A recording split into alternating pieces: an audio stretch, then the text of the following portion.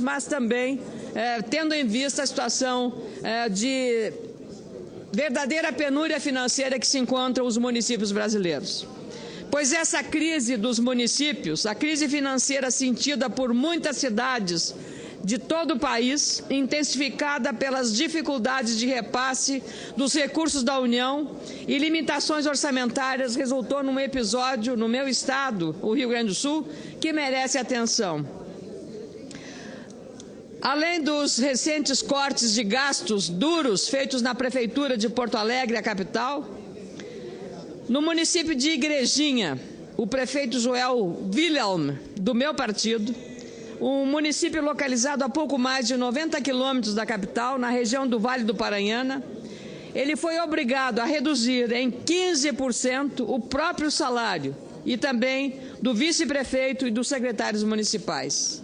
Isso para tentar manter minimamente os serviços públicos em funcionamento. O prefeito, diferentemente da União, recorreu aos ajustes, melhor dizendo, nas despesas, porque não tem visto crescer as receitas. Os recursos para as prefeituras estão cada vez menores. Aliás, ouvi da senadora Lídice da Mata, que foi prefeita de Salvador, também conversas com prefeitos baianos, que é a mesma conversa dos prefeitos gaúchos, mineiros, goianos, tocantinenses, amazonenses, de todos os estados brasileiros, vivendo o mesmo drama e a mesma tragédia. É cada vez um aumento das suas responsabilidades, no caso dos municípios, com a redução das receitas, havendo uma impossibilidade, eu diria até humana, de fazer cumprimento, de fechar as contas.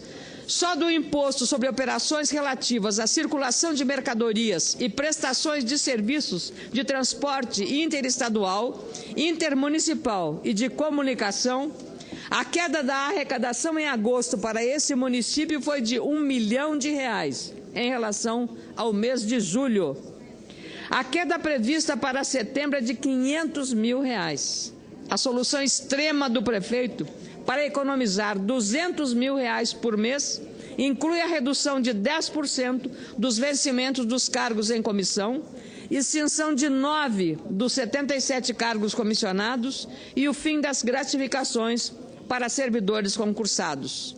O corte na própria carne é o reflexo amargo da má gestão dos recursos federais e das dificuldades da União para levar dinheiro público às cidades responsáveis pela menor fatia da arrecadação, 18,29%, segundo dados atualizados de um estudo feito por 13 especialistas brasileiros, José Roberto Rodrigues Afonso, Júlia Moraes Soares e Kleber Pacheco de Castro, em parceria com o Banco Interamericano de Desenvolvimento Econômico. Segundo a pesquisa intitulada Estrutura e Desempenho do Sistema Tributário Brasileiro, que comprova a disparidade entre as arrecadações entre os entes federados, a União ficou em 2010 com uma fatia de 56,62% do bolo tributário, enquanto estados ficam com 25,09% da arrecadação. Informações publicadas hoje no jornal Correio Brasiliense mostram como é urgente a necessidade de melhor gerir os recursos públicos. Em 11 dos 26 estados e o Distrito Federal, a União arrecada mais do que devolve em repasses obrigatórios e voluntários. São Paulo, Rio de Janeiro, Distrito Federal, Paraná, Rio Grande do Sul, Minas Gerais, Santa Catarina, Espírito Santo, Amazonas, Goiás e Pernambuco são os que mais têm sofrido com o tão falado desequilíbrio federativo. Significa que de cada R$1 arrecadado da população por meio de tributos, apenas 34 centavos voltam para estados e municípios providenciarem serviços públicos básicos, como saúde, educação e infraestrutura. As responsabilidades das cidades aumentam, mas os recursos não, como acabei de dizer. O brasileiro quer ter a casa própria, melhorar o nível educacional e a sua saúde. Sem recursos públicos ou políticas de transparência dos gastos, esses objetivos foram prejudicados, gerando insatisfação e muita frustração. Ontem citei nesta tribuna o caso da Secretaria de Políticas para as Mulheres da Presidência da República. Em julho do ano passado, a ministra Eleonora Meneguzzi viajou a Nova York a trabalho e usou recurso público para pagar R$ 24.880,80 por um bilhete em classe executiva emitido por uma agência de turismo. Não foi a ministra responsável por isso. A versão da empresa é de um custo de R$ 12.677,31 para este bilhete. Mesmo assim, é extremamente elevado.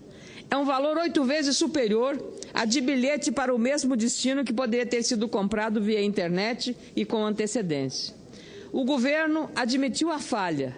No fim da tarde de ontem, a Controladoria Geral da União, CGU, informou que discute com o Ministério do Planejamento formas de modificar a aquisição de passagens pelo governo federal. São ações simples que precisam começar. Claro que essa iniciativa do governo deve ser saudada como uma iniciativa necessária e também ajustada à necessidade de um controle maior com o setor público. Mas esperamos que não seja apenas decorrente daquilo que a imprensa falou e que ela tenha efetividade. O desleixo com o recurso público é uma prática que precisa ficar no passado.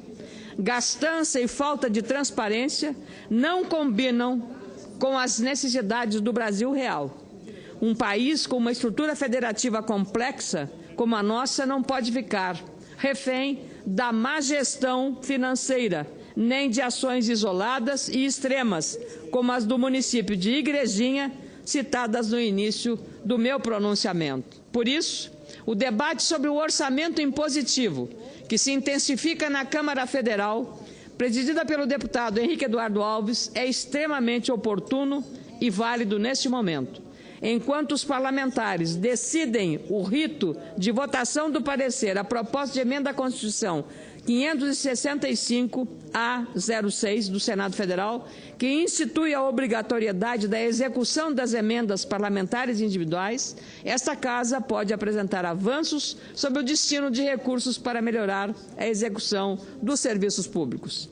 A previsão do relator da Comissão Especial, que discute a PEC na Câmara Federal, deputado Edio Lopes, do PMDB de Roraima, é de votações ainda nesta semana no plenário daquela Casa, mesmo com a falta de consenso e a resistência do governo federal.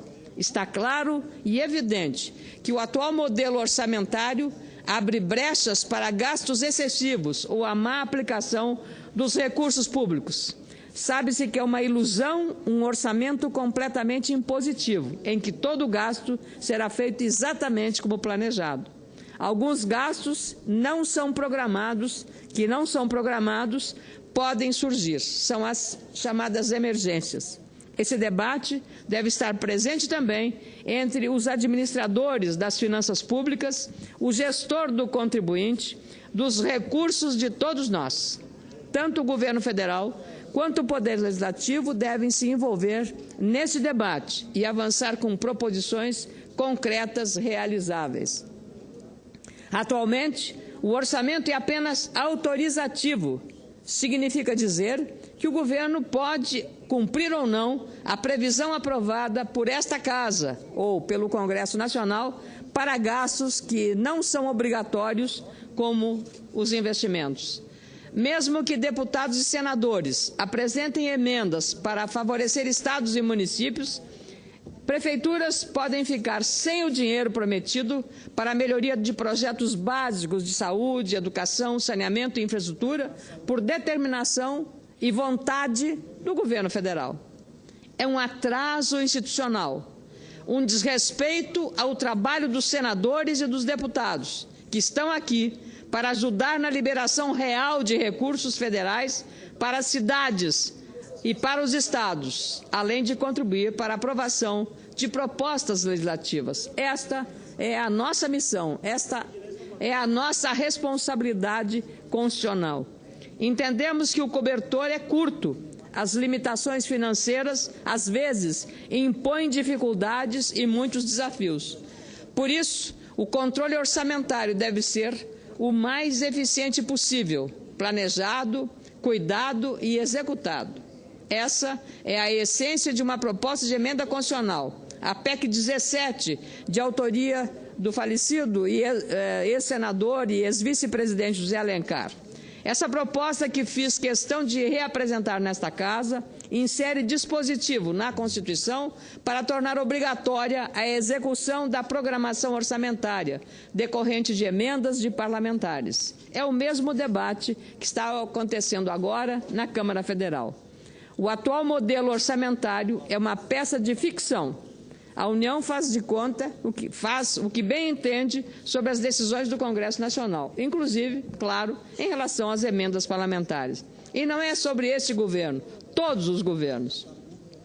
Explicando em números, o limite das emendas individuais é de 15 milhões de reais para cada parlamentar, 513 deputados e 81 senadores, totalizando mais de 8 bilhões e 900 milhões de reais. Isto representa aproximadamente 0,39% do Orçamento Geral da União para este ano de 2013, que soma 2 trilhões e 280 bilhões de reais e 0,84% dos valores nele disponíveis para investimentos e outras despesas correntes, somando pouco mais de 1 trilhão de reais. É essa situação que não pode continuar, senador Pedro Taques. Estados e municípios estão à míngua, mais os municípios, que sofrem a contingência de terem a cada dia um aumento das responsabilidades e competências e a cada dia vendo cair mais a sua receita. Assim, não há como fechar as contas. E assim cria-se uma distorção grave na relação federativa, uma distorção grave ainda mais do ponto de vista da própria justiça e do próprio cumprimento da chamada Lei de Responsabilidade Fiscal. Muito obrigada, senhor presidente.